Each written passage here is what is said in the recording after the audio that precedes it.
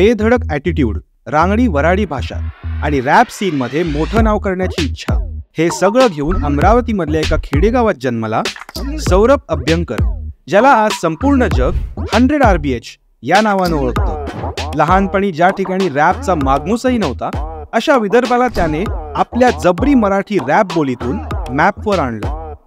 एकला चलो या गाण्याने तो फक्त महाराष्ट्रातच नाही तर संपूर्ण भारतातील घराघरात पोहोचला.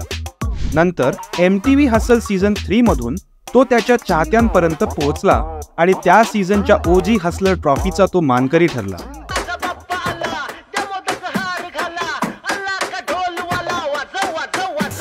आपल्या गाण्यांमधून देशाच्या लोकांच्या समस्यांपासून ते दैनंदिन जीवनांच्या अनुभवांपर्यंत सगळं मांडणारा हा अमरावतीचा पोट्टा आज अनेकांना प्रेरित करतो आहे.